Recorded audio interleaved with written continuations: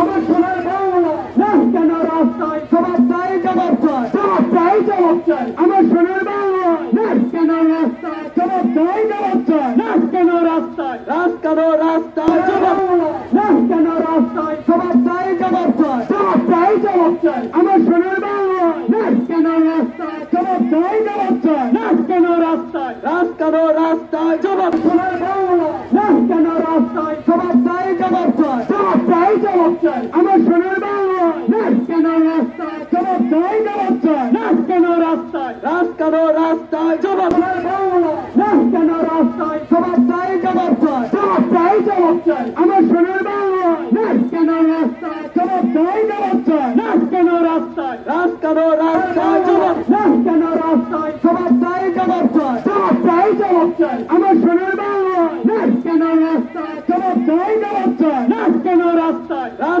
রাস্তায় জবাব চাই জবাব চাই আমার সোনার বাংলায় না কেন রাস্তায় জবাব চাই জবাব চাই না কেন রাস্তায় আমার সোনার বাংলা সেখানে সমাপ্ত ঘোষণা করব। আপনারা সবাই আমাদের মুক্তমঞ্চের সামনে উপস্থিত হই। সবাই কেউ বিচ্ছিন্ন ভাবে থাকি না ভাই বোনেরা, আপনারা সবাই সামনের দিকে আসি ভাই।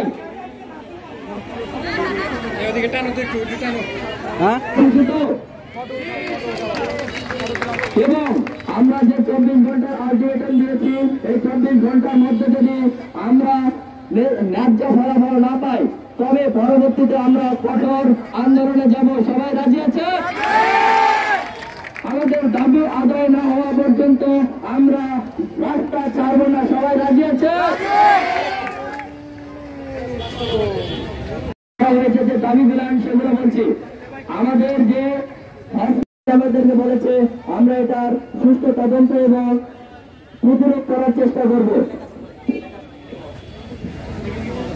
বেসরকারি হাসপাতালে যেগুলোতে সকল নন রেজিস্টার ও ভুয়া নার্স আছে তাদেরকে অতি শীঘ্রই তিনি বরখাস্ত করার জন্য আমাদেরকে আশ্বস্ত করেছেন। যে সকল বেসরকারি হাসপাতালগুলো নন রেজিস্টার মানে যেগুলোর কোনো রেজিস্ট্রেশন নাই সেগুলো বন্ধের জন্য তিনি মোবাইল কোডের মাধ্যমে ব্যবস্থা গ্রহণ করবেন বলে আমাদেরকে আশ্বস্ত করেছে। হাসপাতালে ক্লিনিক্যাল এবং ইন্টার্ন করার সময় সপ্তাহে অন্তত একদিন নার্সিং সুপারভাইজার দ্বারা ক্লাস নেওয়ার ব্যবস্থা এবং ওয়ার্ডগুলোতে কড়া নজরদারি করার তিনি আশাবাদ ব্যক্ত রেখেছে যে তিনি এটা আমাদেরকে সম্পূর্ণভাবে করার আমাদের সহযোগিতা করবে।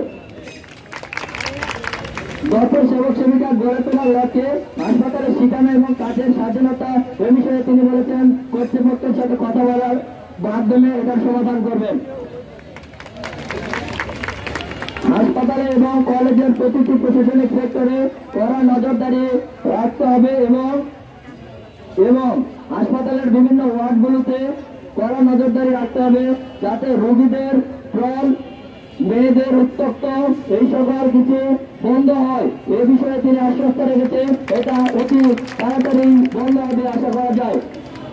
তো আমাদের আভ্যন্তরীণ যে বিষয়গুলো ছিল এগুলা আমরা ওনার কাছে লিখিতভাবে দিয়েছি, তিনি আমাদের আশ্বস্ত করেছে এগুলা অতি তাড়াতাড়ি একটা পদক্ষেপ নেবেন এবং